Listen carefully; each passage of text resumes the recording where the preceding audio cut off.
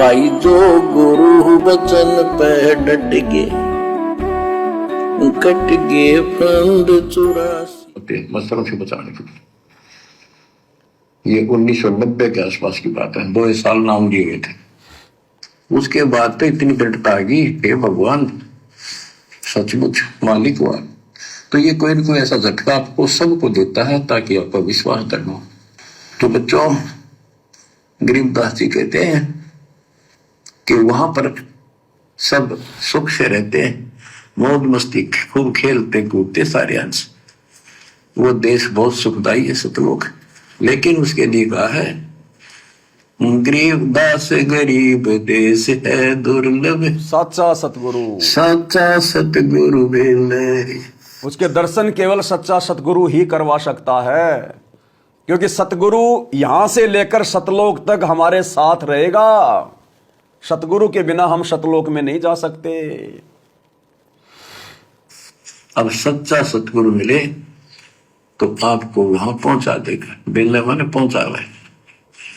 कबीर त्यार खानी में भरमता, कब न लगता पार, सो फेरा सब मिट गया, मेरे सतगुरु के उपकार। इतने कष्ट होते सतगुरु के बिना। बच्चों, जब से ये आत्मा, हम सभी प्राणी अपने पिता से दूर हुए, उसी दिन से हमें एहसास हो गया कि हम कष्ट उठा रहे हैं और गलत जगह के। एक बहन बताओ कि हमें 10 दिन यही था, वहां मजदूर काम कर रहे थे। दोपहर के समय वो एक वृक्ष के नीचे बैठ कर कोई खाना खा रहा था, कोई वजह सुस्ता रही थी और हम भी वहीं खड़े हो गए थोड़ी देर के लिए। एक बेटी रो है, तो मैंने वैसे पूछा, माँ इसको क्या तकलीफ है? बहन को कोई दुख तकलीफ है, कोई पेट में दर्द वगैरह है तो दिखा लाओ या डॉक्टर के। हमारे पास जीप थी सरकारी, तो उससे पूछा भाई क्या बात आपको बहन? मैं बोला बेटी क्या बात है बताओ। पर तो खूब रोए गई। मैं बोली मैं बहुत अच्छे घर की लड़की हूं और मेरे कर्म फूट गए। यो मेरा घर में नौकर था, मैं इसके साथ आ गई। घर क्या ने खूब कोशिश करी माता पिता ने वापस ले जाने की, मैं गई तो नहीं। फिर घर वाले ने भी पल्ला झाड़ दिया। अब यू दारू पीवा है, मैं कमाऊं, 2 बालक हो गए, रोटियों का टाइम काट लिया। बच्चों, ये स्थिति आज आपकी है। हम अपने पिता के घर भरे पूरे घर में छोड़ गए, इस पाप आत्मा इस काल के ऊपर आसक्त होकर इसके साथ भाग जाए नाटते नाटते। राजमारी कुत्ते गधे कुत्ती बनाकर क्या दुर्गति कर रखी आपकी। तब इसको सामान्य बात ना समझो, इस बहुत भयंकर षड्यंत्र है। और समर्थ कबीर साहब ने इसने कोई खोल नहीं सकता, बोल भी नहीं सकता एक शब्द इसके खिलाफ। क्या कह रहे हैं परमात्मा कि तुम इसको सामान्य बात मत समझो, ये बहुत भयंकर षड्यंत्र है। और समर्थ कबीर के बिना इस विषय में कोई बोल नहीं सकता, इसको कोई खोल नहीं सकता। आज किसने खोला ये पूरा भेद? आज किसने खोला काल का पूरा षड्यंत्र?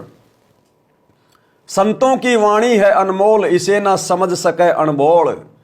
साहिब ने सब भेद दिया सब खोल, अपनी सतलोक रजदानी का। जो सतलोक का भेद खोलेगा वो काल का भी भेद खोलेगा, अक्षर पुरुष का भी खोलेगा, देवी देवताओं का भी खोलेगा। तो आज ये भेद किसने खोला? गुरुदेव कह रहे समर्थ कबीर के बिना कोई बोल नहीं सकता इसके खिलाफ। इसका भेद खोलना तो सपन जैसी बात है। ब्रह्मा विष्णु महेश को नहीं पता इसके भेद का। भेद का यदि पता चल जाए तो उनकी हिम्मत नहीं कि वो अपने बाप के खिलाफ बोल सकें। तो समर्थ कबीर के बिना कोई बोल नहीं सकता, कोई भेद खोल नहीं सकता। और भोग के समय वाणी क्या कह रही है?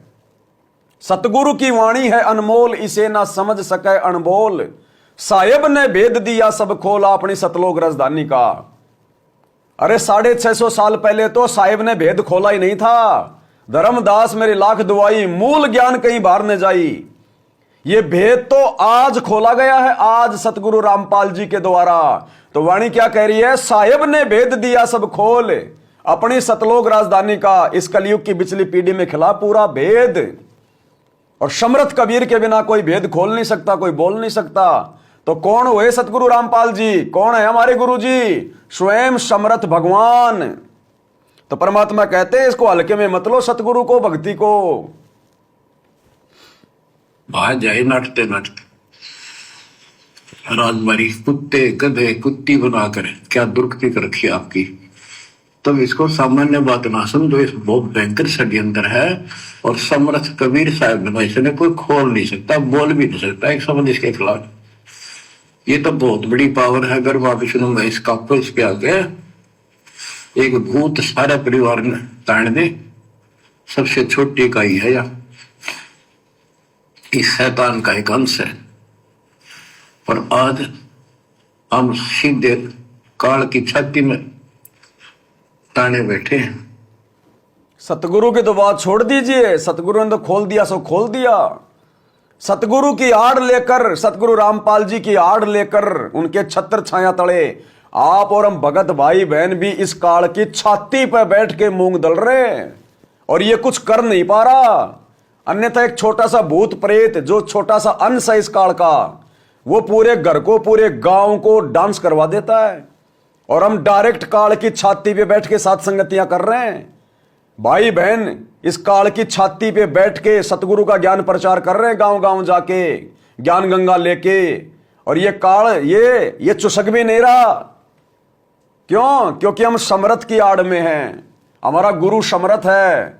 निर्विकार निर्भय तू ही और शकल भयमान, और सब पर तेरी साहिबी तुझ पर साहेब नाय। उसकी छाती पर दाल डल रहे उस समर्थ कबीर साहब की कृपा से।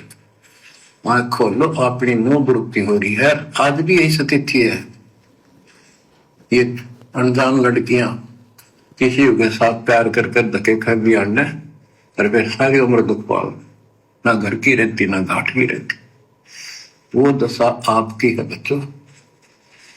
आप फिर भी वो दयालु है, वो बाप है, फिर भी चाहता है किसी तरह हम वापस चले जाए। दास के पास अब भी प्रार्थना आती है। ध्यान से सुनना, गुरुदेव कह रहे हैं दास के पास में अभी भी प्रार्थना आती है। कहां? जेल में। भक्तों की, अपने बेटा बेटियों की पुस्तक सेवा में जाते हैं, एक दूसरे से प्यार करने लग जाते हैं, माता पिता को पता ही नहीं है, आपस में रमेणियां कर लेते हैं। साल 6 महीने बाद में उसको चूस के आम की तरह वो छोड़ देता है। एक उसके बच्चा पैदा कर देता है। फिर वो लड़की धक्के खा रही है, रो रही है, वो माँ बाप दुखी। ये संकेत कर रहे परमात्मा इन आश्रमों से जुड़ी हुई संगत के कुकर्मों के विषय में। ये युवा लड़के और लड़कियां, और वैसे तो सतगुरु भी साफ साफ कह चुके हैं कि ऐसी ऐसी प्रार्थना आती है कि कोऑर्डिनेटर भी अश्लील चैटिंग करते हैं अपनी गुरु बहनों के साथ में। और वही बात सतगुरु यहां कह रहे हैं। क्या कह रहे हैं और कैसी प्रार्थना आ रही है माता पिता की? चलिए देखिए, दास के पास अब भी प्रार्थना आती है। ऐसे ऐसे बेटी उसके साथ चली गई, शादी कर ली, सदबुद्धि दो, वापस आ जा मेरी बेटी, बहुत कष्ट पाओगी। माँ बाप को पता होता है ये केला ढूंढेगा राम राजा में। शादी करनी है तो माँ बाप क्या करते नहीं, इतना ही काम था। क्यों शर्मदर्द करें ये बालक? बुद्धि भ्रष्ट है वो जो ऐसी बकवास करते हैं। लड़का हो, बुद्धि भ्रष्ट है उसकी जो ऐसी बकवाद करते हैं, चाहे लड़का हो चाहे लड़की हो, जो शादी करके रमेणी करके अपने माता पिता की आज्ञा के बिना विषय वासनाओं की वशीभूत होकर फिर भक्ति क्या खाक कर रहे हैं, मर्यादा क्या खाक निभा रहे हैं। अरे जो भगत, जो लड़का लड़की अपने माता पिता की आज्ञा नहीं मानता, वो अपने सतगुरु की आज्ञा कभी नहीं मान सकता, कभी भी। ये रिहर्सल है। परमात्मा ने माता पिता को छोटा गुरु बनाया, छोटा गुरु। और जो अपने छोटे गुरु, अपने पालक माता पिता की आज्ञा नहीं मानता, वो अपने उस बड़े गुरु सतगुरु रामपाल जी भगवान को कभी भी सीरियस नहीं ले सकता। ये परमात्मा रिहर्सल करवा रहा है। जब हम अपने घर में मां बाप की इज्जत नहीं कर रहे, उनकी आज्ञा में नहीं चल रहे, सतगुरु की क्या हम खा के इज्जत करेंगे? केवल दिखावा करेंगे, औपचारिकता करेंगे, जो भक्ति मार्ग में नहीं चलता। तो गुरुदेव कह रहे माता पिता क्या शादी नहीं करते क्या? थोड़ा धैर्य रखो, ठंडा खाओ, ठंडा, ज्यादा गर्मी ठीक नहीं है। और जिसके भाग्य में परमात्मा ने कोई लड़की लिखी हुई है, तो माता पिता नहीं चाहेंगे तो भी उसकी रमणी होगी। तो फिर किस बात की टेंशन, किस बात की चिंता? अपने गुरु की रजा में राजी रहना चाहिए ना। क्या सतगुरु को नहीं पता? तेरे मां बाप से पहले पता है तेरे गुरु को कि तेरी रमणी होगी या नहीं होगी, तेरे हित में रमणी है या नहीं है। तो भाई बच्चों को जल्दबाजी नहीं करनी चाहिए, जबरदस्ती नहीं करनी चाहिए। आगे चल के फिर दुख भी उठाएंगे, परेशान भी हो जाएंगे। अब आपको पता होता है ये केला दूधेगा राम ज्यादा में शादी करनी है तो माँ बाप क्या करते नहीं, इतना ही काम था। क्यों सर्वदर्द करें ये बालक, बुद्धि भ्रष्ट है वो, ऐसी बकवास करते हैं। लड़का हो तो लड़की। इसी प्रकार हम बुद्धि भ्रष्ट थे, बड़े पूरे करते ठोकर मार गए इस कंगाल के साथ है। बच्चों आंख खोल लो, अब भी समझ जाओ।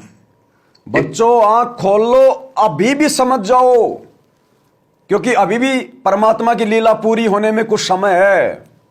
जब तक सतगुरु हिसार जेल से बाहर नहीं आ जाते हैं तब तक तुम्हारे पास समय है सुधरने का, समझने का। तो परमात्मा कहते हैं अब भी समय है, अभी भी सुधर जाओ और सही से मर्यादा में रह के भक्ति करो। अपने गुरु से डरो, माता पिता की आज्ञा का पालन करो। गुरु इससे ज्यादा कुछ नहीं कहेगा। गुरु केवल शब्द बोलेगा, शब्द की चोट मारेगा। गुरु कोई जो है हाथ में वो डंडा लेके नहीं मारेगा। और गुरु ने शब्द की चोट मारने में कोई कमी नहीं छोड़ रखी है। ये लास्ट चेतावनी है संगत को। पूरे करके ठोकर मार गए इस कंगाल के साथ है। बच्चों आंख खोल लो, अब भी समझ जाओ। ये कोई बूम बाट के गीत नहीं है जो मैं सुना रहा हूं, ये समृद्ध का दिया गया है। जिस दिन से दास को इसका आभास हुआ था उसी दिन समझ गया था गलती बहुत बड़ी भारी बन चुकी है। और दास को तो एहसास हो गया था कि दास का तो एक कल्याण हुआ था। तो बच्चों जिस दिन से ज्ञान प्राप्त हुआ दास को तो एहसास हो गया था कि बात यूं की यूं है, बहुत गलत हो लिया, बहुत गलती करी अपने। और फिर लड़की बाजी भी साहूकार थे, अपनी खूब भक्ति करने लग गया, औरों को समझाने लगा। क्या कह रहे हैं सतगुरु? अपने आप को छुपाते हुए आप और हमें शिक्षा दे रहे हैं, भक्ति करने के लिए प्रेरित कर रहे हैं कि जिस दिन से दास को पता चला, दास ने तो उसी दिन से यह समझ लिया कि बात जो की त्यों है, बात बिगड़ चुकी है। और दास ने तो सिर धड़की बाजी लगा दी, सिर धड़की। परमात्मा आप और हमें संदेशा देना चाह रहे हैं कि इसी प्रकार आप लोगों ने इस बात को अच्छे से समझकर, ज्ञान को आधार बनाकर, इस काल के दुखों से परिचित होकर, मन में डर पैदा करके और सतगुरु की भक्ति को सीरियस लेकर कमर तोड़ मेहनत करनी है, सिर धड़की बाजी लगानी है भक्ति मार्ग पे। यूं हल्के में लेने से बात नहीं बनेगी। बड़ी मुश्किल से बात इस सिरे चढ़ी है, सतगुरु ने इतनी बड़ी दया बख्शी है।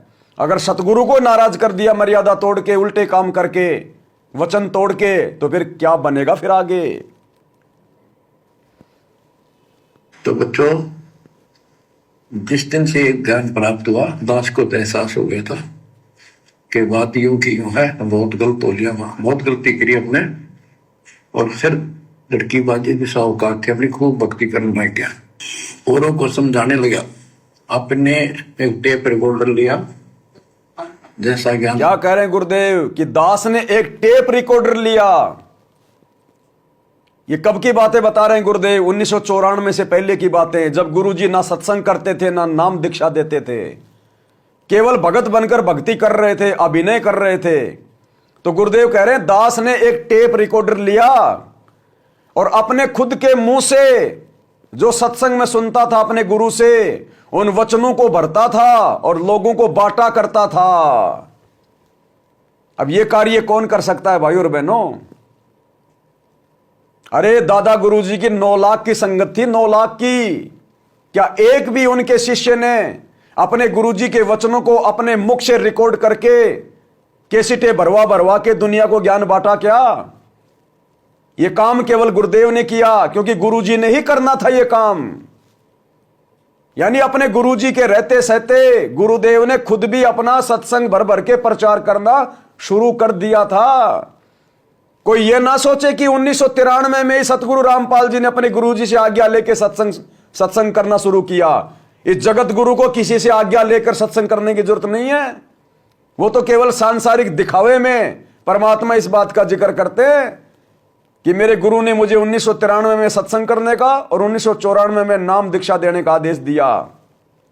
यह सत्संग तो गुरुदेव ने 1993 से पहले ही टेप रिकॉर्डर लेकर एकांत में अपने घर पर बैठकर अपने मुख से सत्संग रिकॉर्ड कर करके लोगों को बांटनी शुरू कर दी थी। वो कैसेट सत्संग तो गुरुदेव ने पहले ही शुरू कर दिए थे। यह पहचान होती है कि धरती पर समर्थ प्रकट है और 650 साल पहले वाली लीला कर रहे हैं। जिस प्रकार कबीर जी पंडित रामानंद जी के शिष्य नहीं थे, वो पंडित रामानंद कबीर जी का शिष्य था, लेकिन दुनिया की नजरों में परमात्मा उनके शिष्य बनने की भूमिका करते रहे। ठीक इसी प्रकार 17 फरवरी 1988 को सतगुरु रामपाल जी ने राम देवानंद जी से दीक्षा नहीं ली। उस राम देवानंद जी ने सतगुरु रामपाल जी को अपना सतगुरु धारण किया, क्योंकि जो पीढ़ी दर पीढ़ी जो गुरु परंपरा चलती आ रही थी, उसके माध्यम से इसी कबीर परमात्मा ने पंडित स्वामी रामानंद जी के जो गुरु थे पंडित चिदानंद जी, उनके माध्यम से सौपन में दर्शन देके कह दिया था कि अब वो परम शक्ति आ चुकी है और बहुत जल्दी वो तेरे पास आएगी। तो हमारे दादा गुरु जी को पहले संकेत मिल गया था कि परमात्मा धरती पे आ चुके हैं, और फिर वही भूमिका करी गुरुदेव ने। आपने मनोज के इंटरव्यू में सुन लिया होगा, गुरुजी का छोटा लड़का मनोज, उसने अपना इंटरव्यू दिया है, वो यही तो सारी बातें बता रहा है, लेकिन वो ये क्रिया नहीं कर रहा। अरे आप और हमें तो अब पता चला, उसको तो 30 साल पहले पता था इन बातों का, लेकिन वो आज तक अपने गुरु को परमात्मा की दृष्टि से नहीं देख पाया, अपने बाप को भगवान की दृष्टि से नहीं देख पाया, और हमें शिक्षा दे रहा आज इंटरव्यू देकर कि ये तो 650 साल पहले वाली लीला चल रही है। मेरी आंखों के सामने जब मैं और मेरे पिताजी दादा गुरुजी के पास गए, तो दादा गुरुजी के चरणों में मेरे पिताजी अर्थात संत रामपाल जी बैठ गए, और दादा गुरुजी ने कहा कि नहीं नहीं नहीं, आप ऊपर आओ, आपकी जगह ऊपर है, मेरी जगह नीचे है। उसने क्या क्या बातें बताई हैं। तो भाई और बहनों, वो इंटरव्यू भी परमात्मा ने आप और हम सत्सेवकों के विश्वास को दृढ़ता प्रदान करने के लिए उसके मुख से निकलवाया है। नहीं तो 30 साल हो गई, गुरुजी के छोटे बेटे ने आज तक कभी इंटरव्यू नहीं दिया, और 30 साल की बातें उसको कैसे याद रहेंगी, वो बचपन की यादें। परमात्मा ने उसको सद्बुद्धि दी, उसके मुख से ये शब्द निकलवाए, ताकि साथ संगति में कही जाने वाली बातों पर भगत भाई बहन विश्वास करें और उनका दृढ़ विश्वास हो। तो हमारा ही विश्वास बढ़ा उसके इंटरव्यू से। आश्रम वाली संगत पे कोई फर्क नहीं पड़ा, गुरुजी के परिवार पे कोई फर्क नहीं पड़ा। वे तो आज भी उस दाढ़ी मूंछ वाले नकली जो है उस कबीर को ही भगवान मान के पूज रहे हैं, और गुरुजी को केवल एक मानुष मान रहे हैं। तो ये रजा भी गुरुदेव आप और हमारे लिए करते जा रहे हैं, आप और हमारे लिए। तो क्या कह रहे हैं गुरुदेव कि दास जब केवल भगत था और टेप रिकॉर्डर लाकर कैसेट भर भर के अपनी आवाज में जो है ये सत्संग रिकॉर्ड कर करके और लोगों को बांटा करता था, यानी सत्संग गुरुदेव ने पहले शुरू कर दिए थे। ये है समर्थ की पहचान। और फिर लड़की बाजी भी साहूकार थे, अपनी खूब भक्ति करने लग गया, औरों को समझाने लगा। अपने एक टेप रिकॉर्डर लिया, जैसा ज्ञान समझ में आ रहा था, उसमें भर भर के टेप, छोटी छोटी कैसेट हो रही बड़ी बड़ी, वो दी उनको, औरों को बांटने लगा, समझाने लगा, धीरे धीरे उनको नाम दिलाने लगा गुरु जी से। एक दिन गुरुदेव ने दास के ऊपर ही ये वार सौंप दिया। उन्हें देखा कि ये सच्चा सुच्चा है, सच्ची लगन है। उनके बहुत से साधु बने हुए थे, लाल कपड़े भी उनको दान किए हुए थे, पर परमात्मा की कृपा होती है तो वही होनी होती है। तो अब परमात्मा अब भी कहते हैं, आ जाओ मेरे बच्चों, या कभी सुखी नहीं हो सकते थे।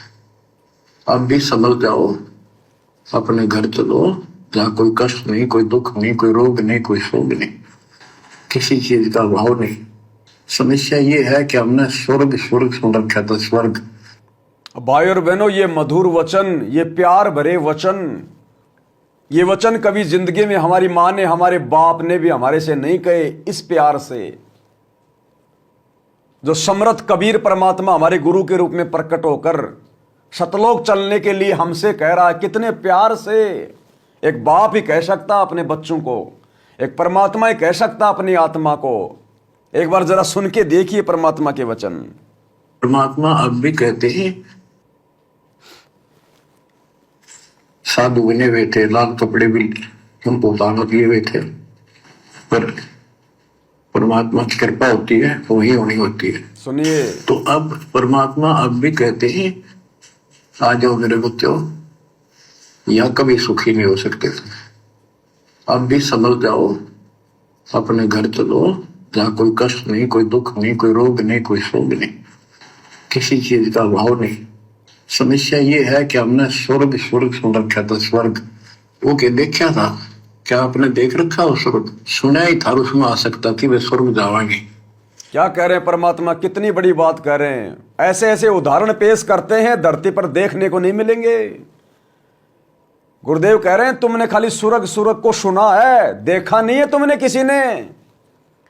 लेकिन लोगों से सुन सुन के, रामायण में सुन सुन के, महाभारत में सुन सुन के, इन पंडितों से सुन सुन के, धर्म गुरुओं से सुन सुन के तुम्हारी जो मतलब कि स्वर्ग में जाने की आस्था बन गई कि मरने के बाद स्वर्ग में जाऊंगा। और जो भी घर का, जो परिवार का सदस्य जो मर जाता है, दादा दादी, उसकी फोटो बनवाते थे, उस पे लिखते थे, मेरे स्वर्गवासी दादाजी, मेरी स्वर्गवासी दादी जी, भले वो नरक में जाए, लेकिन हमने इतनी महिमा सुन ली कि मरने के बाद में स्वर्ग में जाते हैं, तो निसंशय हाँ स्वर्ग में जाएंगे। तो परमात्मा कहते हैं, क्या तुमने देख रखा है क्या वो स्वर्ग? अरे तुमने और तुम्हारे दादा ने, तुम्हारे परदादा ने कभी वो स्वर्ग जाके देखा था क्या? तुमने क्यों विश्वास कर लिया केवल लोगों के कहने से? तो इसी प्रकार आज वो पूर्ण परमात्मा आकर हमें सतलोक की महिमा बता रहा है, सतलोक के बारे में बता रहा है। तो इसी प्रकार अब हमारी आस्था स्वर्ग से भी ऊपर के सुखमय स्थान सतलोक में हो जानी चाहिए कि सतलोक जाऊंगा। जैसे नानक जी ने कहा था, वाह वाह अमरपुर जाऊंगा, वाह वाह अमरपुर जाऊंगा। तो इसी प्रकार हमारी सुरती, हमारी सोच केवल सतलोक जाने की अंत में। शरीर छोड़ते समय ना बेटा ना बेटी, ना परिवार, ना कार, ना कोठी, ना संपत्ति, ना रिश्तेदार, कुछ नहीं, ना स्वर्ग, ना बैकुंठ, ना महास्वर्ग, केवल सतलोक दिखाई देना चाहिए। और नजरें केवल एक जगह टिक जाएं कि गुरुजी कहां खड़े हैं, देखिए विमान लेके गुरुजी कहां खड़े हैं। और गुरुजी विमान में बैठने के लिए कहें, गुरुजी दिखाई दें तो ही विमान में बैठना है। अन्यथा गुरुजी ने यदि हमारी परीक्षा लेने के लिए दाढ़ी मूंछ वाला रूप बना लिया, आ जा मेरे बच्चों आ जाओ, विमान तैयार है, हमने हाथ जोड़ने हैं, बाबा जी चले जाओ, ये नकली विमान है, हमें तो हमारे गुरुजी आएंगे, गुरुजी दिखाई देंगे, गुरुजी आज्ञा देंगे तो बैठेंगे। तुम क्या लगते हो हमारे?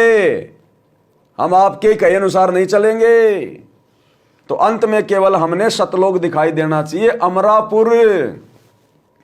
और फिर परमात्मा कहते हैं, जहां आशा तहां बासा होई, मन कर्म वचन सुमरियो सोई। और भाई और बहनों, अभी तो आप और हमारी भक्ति में शुरुआत है। अगर इसी प्रकार से हम दृढ़ होकर लगे रहे परमात्मा को परमात्मा मानकर, तो अंत समय में इस भक्ति की शक्ति से गुरुदेव भगवान हमें वो पोता पोती, बेटा बेटी, कार कोठी, संपत्ति याद ही नहीं आने देंगे। याद ही गुरुजी ऐसा बहाना बनाएंगे कि चलो बेटो वहां सत्संग करके आएंगे, जापान चलेंगे, विमान तैयार है, हम भाई बहन ये सोच करके चलो जापान चल रहे हैं गुरुजी के साथ, और गुरुजी ले जा छोड़ेंगे सतलोक में। और वहां जाने के बाद नए सिरे से हमारे को परमात्मा जो है जन्म देंगे। अब जैसे हम पिछले जन्म में कहां थे हमें आज याद ही नहीं, भूल गए, तो ऐसे फिर परमात्मा सतलोक में जा टेकेगा, हमें याद ही नहीं रहेगा हम कोई धरती पे थे या कहीं नरक में थे, स्वर्ग में थे, बस नया जन्म हो गया हमारा। उसके बाद फिर हम सतलोक जाने के बाद दोबारा गलती नहीं करेंगे, कभी नहीं कर सकते, क्योंकि अंतर्यामी को पता है कि इन्होंने जो गलती की थी उसकी सजा भोग कर ये आ चुके हैं। इसलिए परमात्मा हमें यहां के बारे में भी याद नहीं रहने देगा। अगर यहां का याद रहा कि मैं तो नीचे था, अब मैं सतलोक में आ गया, मैं तो वहां पर ऐसे ऐसे दुख भोग रहा था, तो यदि हम दुखों का चिंतन सतलोक में बैठ के यदि हम करेंगे तो हम दुखी होंगे ना। अरे कोई आदमी यदि अपने बुरे दिनों को याद करेगा तो वो दुखी होता कि नहीं होता। जैसे आज इस दास को परमात्मा ने ज्ञान देकर जो मतलब सुखी कर दिया। अभी मैंने आपको मेरे वो पुराने दिन बताए जो मेरी मां के साथ जो मेरे बाप ने जो किया, तो मेरी आंखों में आंसू आए ना, मैं दुखी हुआ ना। तो अगर सतलोक में जाने के बाद इस गंदे लोक की हमारे को याद रहेगी तो हम फिर चिंतन करेंगे तो फिर हम दुखी होंगे। और सतलोक में अगर दुखी हो गए तो फिर वो सतलोक कहां हुआ। अरे सतलोक में तो मालिक कहते हैं कि वहां तो दुख नाम की चीज नहीं है। इस प्रकार से हमें सतलोक में ये चीजें याद नहीं रहेंगी। बिल्कुल परमात्मा हमारी वो स्मृतियों को नष्ट कर देगा, हमारा मेमोरी कार्ड ही चेंज कर देगा परमात्मा, हमारा मेमोरी कार्ड ही चेंज कर देगा मालिक, और नया मेमोरी कार्ड डाल के नया जन्म दे के बस वहां की यादें भरेगा। फिर हम कभी फेल नहीं होंगे दोबारा, क्योंकि हम फेल हो चुके हैं। इस बात का हमें पता नहीं चलेगा, लेकिन हमारे बाप को इस बात का पता है कि ये सजा भोग के आ चुके हैं। फिर हमें परमात्मा थोड़े समय में ऊपर के लोकों में भेजेगा, फिर हमारे को सतलोक से परमात्मा ऊपर के लोकों में भेजेगा भक्ति करवा के, और फिर हम अखंड सुख भोगेंगे। ना कभी वो ऊपर के लोक और सतलोक नष्ट होगा, और ना उन लोकों में रहने वाली जीवात्मा कभी नष्ट होगी, कभी नहीं, अखंड। इसलिए भाई और बहनों, ये 10, 15, 20 साल का जीवन है। अगर भक्ति नहीं करी, मर्यादा में नहीं रहे, तो कल को काल भी मार देगा, एक्सीडेंट में मरेंगे, लाखों भगत मर रहे हैं। और 15-20 साल अगर सिर धड़की बाजी लगा दी, गुरु जी को परमात्मा मान के समर्पित हो गए, जैसे वर्तमान में हो रहे हैं। गुरुदेव कहते हैं बस इतना ही होना है। जैसे वर्तमान में हम सत्सेवक भाई बहन संघर्ष कर रहे हैं, गुरु को परमात्मा मान रहे हैं, भोग लगा रहे हैं, मर्यादा तोड़ने से हम डर रहे हैं, तो गुरुदेव कहते हैं बस हमने केवल इतना ही समर्पित होना, केवल इतना ही हमारी बात बन जाएगी। दास आपको एक छोटी सी ऑडियो सुनाता है कि सात संगति से जुड़ने के बाद और गुरुदेव भगवान का ये अमर ज्ञान हमारे हृदय में समाने के बाद किस कदर हम भगत भाई बहन चिंतित हो उठे हैं। अब हमें डर लगने लगा है कि परमात्मा शौपन में भी कोई गलती ना हो जाए, शौपन में भी। रामपाल जी पर दास के पास में 4-5 रोज पहले एक बहन की छोटी सी ऑडियो आई, और बहन रो रही है, चिंतित है कि मेरे से जो कर्म हो गया है, कहीं मेरी मर्यादा तो नहीं टूट गई, कहीं मेरे गुरुजी मेरे से नाराज तो नहीं हो जाएंगे, भैया मेरी तो बात बिगड़ जाएगी, आप मुझे इसके बारे में कुछ बताओ। वो बहन इतनी चिंतित हो उठी सात संगति की वीडियो देख देख के कि किस कदर हमने वर्तमान में फूक फूक के पैर रखना है। तो बहन क्या कह रही है और कितनी चिंतित है। ये इतनी चिंता इस बात का प्रतीक है कि हम भगवान को पहचान चुके हैं। हमें इस काल के लोक में कष्ट स्पष्ट दिखाई दे रहे हैं, इस काल का कहर दिखाई देने लग गया, हमें अपने गुरु में परमात्मा नजर आने लग गया, और हमारी सुरती सतलोक में जाने की बन गई है। तभी जीवात्मा मर्यादाओं को लेकर इतनी चिंतित हो सकती है। सुनिए बहन की ऑडियो 2 मिनट की। बंदी छोड़ सतगुरु रामपाल जी परमेश्वर जी की जय हो। सत साहिब भैया दास एक बात पूछना चाहती है थोड़ा। मतलब हमारे घर पे, हमारे जेठ के घर पे कथा थी आज, कथा मतलब उनकी वही जो भी उनका चलता है अखंड जगत में, वो लोग जगत से हैं। और मतलब वर्ष तो हम कहीं नहीं जाते भैया, और डर डर के भक्ति करते हैं अपने परमात्मा की मर्यादा में ध्यान में रखते हुए। पर आज भैया वो लोग मतलब वो जेठ का लड़का आया था, वो लोग मतलब कुर्सी ड्रम और बाल्टी ले गए भैया। अंदाजी ने अपने हाथ से तो नहीं दी, एकदम समझ नहीं पाए, इतना बोल दिया कि वो रखे हैं वहां पर, वो मतलब वो रखे हैं वहां पर, इतना बोल दिया, मतलब ना हाथ से दिया ना कहा ले लो, मतलब ये इतना कह दिया, वो रखे हैं वहां पे, बता दिया केवल वो चीज। तो भैया वो लोग ले गए उठाकर वो, मतलब फिर हमें एकदम समझ में आया बाद में भैया कि हमने अनुपासना में लगता मेरा सहयोग हो गया भैया, क्या मेरी मर्यादा टूट गई क्या भैया। बताओ भैया, हमको शांति नहीं मिल रही भैया, बताओ प्लीज। परमात्मा से माफी हमने मांग ली, फिर भी शांति नहीं मिल रही। ऑर्डर रखता है परमात्मा ने, अभी आरटीओ आई है, कहा है बच्चों तुम्हारी अग्नि परीक्षा चल रही है। भैया अगर क्या मेरे अभी से बड़ी मर्यादा टूट गई है, सहयोग कर दिया हमने अनुपासना में, क्या भैया बताने की कृपा करो भैया, क्या करूं मैं। परमात्मा से माफी मांग ली, फिर भी मांग शांति नहीं मिल रही भैया, प्लीज बता दो। इतना ही बोला, वो बता दिया, वो सामान वहां पर रखी है केवल, वो ले गए कुर्सी और बाल्टी और ड्रम। भैया लग रहा मेरा सहयोग हो गया, क्या भैया क्या मेरा हो गया सहयोग। विशेष मर्यादा टूट गई, परमात्मा माफ नहीं करेंगे भैया। इतना डर डर के गति बताने ऐसे मुंह से निकल गया, एकदम समझ नहीं पाई दासी। तो भाई और बहनों, हमने इस कदर अपने गुरु से डर कर, और ये डर तभी बनेगा जब हम अपने गुरु जी को परमात्मा मानेंगे। जब तक हम इतना नहीं डरेंगे ना इस काललोक में मर्यादा टूटने से, हम कभी जिंदगी में सतलोक नहीं जा पाएंगे। इस बहन के जेठ के घर में कोई प्रोग्राम था, आन उपासना थी, और जेठ का लड़का एक ड्रम और एक चेयर मांगने आया। तो बहन ने कहा कि मैंने मेरे मुंह से नहीं बोला कि तू ले जा, मैंने सिर्फ इतना कहा कि वो रखें। और बाद में बहन को ध्यान आया कि भाई गलत काम करना और गलत काम में सहयोग करना दोनों तो माँ बाप के भागी हैं। फूट फूट के रोने लग गई, अंदर से खलबली मच गई, आत्मा बिल्कुल विचलित हो गई। इसको कहते हैं सतगुरु के सत्संगों का असर, सतगुरु के प्रवचनों का असर, साध संगति का असर। इसी कदर हमने अपने सतगुरु को प्रसन्न करना है, इतनी सावधानी रखनी है। जैसे माता गर्भ में राखे यत्न बनाए, ठेस लगे तो छिन्न होए तेरी ऐसी भक्ति जाए। यह है पतिव्रता पद की भक्ति। तब फिर परमात्मा कहता है पतिव्रता जमी पर ज्यों ज्यों धरे पांव, समर्थ झाड़ू देत है ना काटा लग जाए। तब हमारी बात बनेगी। भाई और बहनों, ये भक्ति मजाक में लेने से बात नहीं बनेगी, सतगुरु को हल्के में लेने से बात नहीं बनेगी।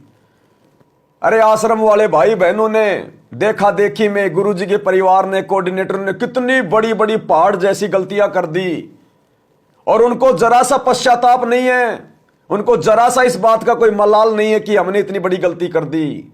राजनीति, स्टेडियम, गुंडों की सीबीआई जांच, 5-5 लाख रुपए, आरक्षणबाजी, दुनिया भर का पाखंड ड्रामा, और उनको जरा सी चिंता नहीं, उल्टा दांत निकालते हैं। इसको कहते हैं काल प्रेरणा। और सत्सेवक भाई बहन, केवल इतनी सी बात को लेकर जीना आराम हो गया कि भगवान कहीं मेरा ये जीवन मेरा बर्बाद तो नहीं हो गया, कहीं मेरा गुरु मेरे से नाराज तो नहीं हो गया। तो भाई और बहनों, दास बहन को हल्का फुल्का जवाब उस समय दिया, लेकिन परमात्मा ने प्रेरणा की कि बेटा कभी लाइव आए और ऐसा कोई समय आए तो सभी भाई बहनों को ये बात बताना। तो परमात्मा है भैया, करे करावे साइया, मन में लहर उठा, दास की औकात नहीं है। अचानक से ये विषय आया तो दास को याद आ गई। देखो भाई और बहनों, परमात्मा कहते हैं गलत काम करना और गलत काम में सहयोग करना दोनों ही वैसे तो पाप के भागी बनाते हैं, लेकिन कई बार क्या होता है कि हमारी इच्छा नहीं होती, हमारी मनसा ऐसी नहीं होती है, लेकिन कई बार हमसे वो गलती जो है वो अनजाने में बन जाती है। अब ये जो गलती बहन ने की है तो ये गलती, लेकिन ये जानबूझ के की गई गलती नहीं है, ये अनजाने की गलती है। बहन को बाद में याद आया कि मेरे से गलती बन गई, तो ये जानबूझ के नहीं हुआ, ये अनजाने की गलती है। और अनजाने की गलती सतगुरु माफ करता है 100 बार, लाख बार। लेकिन जानबूझ के अगर आप गलती करोगे, जैसे हमारे गुरु भाई बहन कर रहे हैं आश्रम वाले, उनको वीडियो बना बना के समझा रहे हैं, गुरु जी के सत्संगों से प्रमाण दिखा रहे हैं कि गुरु जी राजनीति से नाराज होते हैं, ये लोगों के साथ में जाके ना बैठो उनके धरनों पे, आरक्षणों में, गुंडों की सीबीआई जांच, स्टेडियम क्यों बना दिया, हॉस्पिटल क्यों खोल रहे हो, लेकिन इन लोगों को कोई असर नहीं पड़ा। इनकी गलतियां जानबूझ के की जाने वाली गलतियां हैं जिनसे सतगुरु वास्तव में नाराज होता है। तो वैसे तो ये गलती है बहन ने जो की है ये, क्योंकि परमात्मा ने सत्संग में बताया कि एक समय एक जो कसाई था वो गाय के पीछे दौड़ रहा था, गाय को पकड़ के मारने के लिए, और एक व्यक्ति, एक साधु वहां बैठा हुआ था, गाय उस कसाई की आंखों से ओझल हो गई, अचानक से साइड मार गई। अब वो साधु था, उससे उसने पूछा कसाई ने कि भैया तूने गाय को देखा क्या? अब कसाई को इस बात का पता था कि ये कसाई है और ये क्यों गाय के बारे में पूछ रहा है, पता था उसको। उसने अपने मुंह से नहीं बोला, केवल हाथ से इशारा कर दिया कि गाय उस तरफ गई है, केवल इशारा किया। इतने में 4-5 लोग आए, उस साधु के साथ कोई बात को लेकर झगड़ा हो गया और उसके दोनों हाथों को तलवार से काट दिया उन लोगों ने, उस साधु के दोनों हाथों को। वो साधु भी बड़ा जो है वो तपस्वी था, बड़ा जो है वो ज्ञानी था। उसने सुरती लगाई और धर्मराज से बात की कि मैंने मेरी जिंदगी में ऐसा कोई जो है कुकर्म नहीं किया जिसके कारण मेरे हाथ कटे, मेरे हाथ क्यों काटे? तो धर्मराज ने कहा कि तूने उस कसाई को गाय को मारने के लिए सहयोग दिया है। बोला मैंने कोई सहयोग नहीं दिया, मैंने मेरे मुंह से नहीं बोला। बोला तूने इशारा किया था, अगर तू इशारा ना करता, हाथ का संकेत ना करता, तो वो कसाई गाय तक नहीं पहुंच पाता, उस गाय की जान बच जाती, लेकिन तेरे कारण उसके प्राण गए। तो भाइयों और बहनों, उस साधु ने तो केवल संकेत किया था। और वर्तमान में ये सतलोक आश्रम मैनेजमेंट हरियाणा ये तो जानबूझकर कुपात्रों को, गुरुजी के कहने के बावजूद कि सुपात्र को दान दिया जाता, कुपात्र को नहीं दिया जाता, और ये गुरुजी के बेटा बेटी कोऑर्डिनेटर कुपात्र हैं, ये लोग तो अपने हाथों से जानबूझकर ज्योति पाठ और दान दे रहे हैं, जानबूझकर गंदी राजनीति कर रहे हैं भक्तों के कहने पर, जानबूझकर कभी कांग्रेस का समर्थन, कभी बीजेपी का समर्थन, जानबूझकर जिस गुरु ने ताश तक खेलने के लिए मना किया, दुनिया के लिए लोग स्टेडियम बना रहे हैं, जिस गुरु ने मोबाइल में वीडियो गेम खेलने के लिए मना किया, इन लोगों ने धनाना गांव में भक्तों के दान ज्योति पाठ से स्टेडियम बना दिया। गुंडों की सीबीआई जांच का समर्थन कर रहे हैं, भला गुंडों में भक्तों में फिर क्या अंतर है? और कितने कुकर्म जो दास आपको गिनाता रहता है। तो ये कथाएं गुरुदेव ने सत्संगों में क्यों सुनाई, क्यों बताई? मनोरंजन के लिए नहीं, कि बच्चों तुम्हारी परीक्षा का समय आएगा, उस समय तुम्हारे सामने भी ऐसी परिस्थितियां पैदा होंगी, तुमने ज्ञान को आधार बनाकर, इन कथाओं को आधार बनाकर आगे बढ़ना है। तो संत चुपचाप हो गया कि हाँ साहब मैंने संकेत किया था। तो बोला भैया तेरा भी सहयोग हो गया उसमें, जितना पापी वो कसाई बना गाय को मार के, उतना ही पापी तू हो गया गाय का एड्रेस बता के। तो है तो ये दोष, लेकिन इसमें बहन का दोष जो है वो इसलिए नहीं माना जाएगा क्योंकि बहन को इस बात का जो है पहले से नहीं पता था, बहन से अनजाने में गलती हुई है, तो ऐसी गलतियां सतगुरु माफ करता है। तो भाई और बहनों, हमने बहुत सोच समझ के, इसीलिए तो हम सत्सेवक भाई बहन रिश्तेदारों में, गांव में, कहीं भी ब्याह शादी में नहीं जाते, किसी के जन्मदिन में नहीं जाते, क्योंकि ये परंपराएं हैं, व्यर्थ की रीति रिवाज है, समाज के सिर में ये दर्द है। और यदि हम वहां जाएंगे, भले हम वहां कुछ ना करें, भले हम खाना भी ना खाएं, कोई आन उपासना भी ना करें, लेकिन उस भीड़ में भीड़ करने से, उस परंपरा में जाने से, शामिल होने से हम उनके सहयोगी हो गए, हमने भीड़ में भीड़ कर दी। तो यदि हम वहां जाएंगे तो जाने मात्र से हमारी मर्यादा टूटेगी, जाने मात्र से। अनजाने में कोई चला गया तो बात अलग है, लेकिन जाने मात्र से। अनजाने में तो मुझ नीच से भी बहुत गलतियां हुई है। जब मैंने शुरू में नाम लिया, तकरीबन 6 महीने हुए होंगे, 2013 की बात है ये, जयपुर में रहता था, उस समय यारी दोस्ती भी थी, इतना ज्ञान तो था ही नहीं, 6 महीने भला क्या ज्ञान हो। जब 20-20 साल से कोऑर्डिनेटरों को ज्ञान नहीं, गुरुजी के परिवार को ज्ञान नहीं, तो मुझ जैसे 2 कोटि के जीव को क्या ज्ञान। तो मेरा कोई दोस्त था, उसकी शादी थी, उसने मुझे इनवाइट किया, मैं चला गया शादी में। ये बातें तो आज समझ रहे, उस समय थोड़ी समझ में आ रही थी। तो उसने अपनी बोलेरो गाड़ी में बैठा लिया जिसमें वो जा रहा था अपनी जो है दुल्हन को लाने के लिए। 2-4 यार दोस्त और थे, हम सब आपस में एक दूसरे को जानते थे। तो दारू का ठेका आया, उन्होंने बियर का कार्टून ले लिया, मैं बीच में बैठा हुआ था, दूल्हा आगे बैठा हुआ था, पीछे कुछ लोग और बैठे हुए थे। तो वो सब अपना अपना ढक्कन खोलने लगे। तो उन्होंने कहा कि भाई पीता तो ये पवनदास भी है, कभी कभी ले लिया करते थे नाम दीक्षा से पहले। वैसे किसी चीज के दास आदि नहीं था, ना कभी बीड़ी का आदि, ना सिगरेट का आदि, ना दास कुछ का, ना जो है मतलब इसका मांस का आदि। मांस भी दास खाया करता था कभी कभार, वो जबरदस्ती खाता था, अच्छा नहीं लगता था, लेकिन कुसंगत ऐसी थी। दौड़ धूप करते थे, फिजिकल एजुकेशन में थे, जिम करते थे, तो बोले भैया मांस खाने से प्रोटीन मिलेगा, तो कभी कभार मुंह मार लिया करते थे, लेकिन इच्छा नहीं होती थी अंदर से। लेकिन मांस तो मेरा परमात्मा ने नाम दीक्षा से पहले छुड़वा दिया। मुझे एक रात में सौपन आया कि मैं अपने बड़े लड़के को काट के उसके हाथों को जो है पका पका के खा रहा हूं मैं। उसके हाथों को काट के और तेल में पका पका के खा रहा हूं। तो सुबह जब मैंने देखा शोपन, मैं चिंतित हो गया। मेरे को उस दिन से मांस से घृणा हो गई।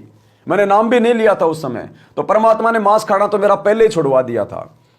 तो वो दारू का ठेका आया, उसने बियर का कार्टून लिया, सबने अपनी अपनी बियर पकड़ ली। मेरे को बोले ले भाई पवन। मैंने कहा भैया मैंने तो नाम दीक्षा ले ली, मैं तो शराब पीता नहीं, बियर पीता नहीं। अब बियर ही तो है। मैं ना ना भाई मैं तो नहीं पीता।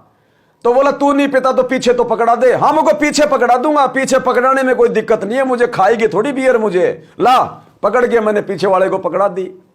तो उस समय ये मेरे अनजाने की गलती थी, क्योंकि मुझे इतना ज्ञान नहीं था। बाद में पता चला धीरे धीरे, तो अनजाने की गलती। जो गुरु बचन पे डट के कट गए फंद 84 के।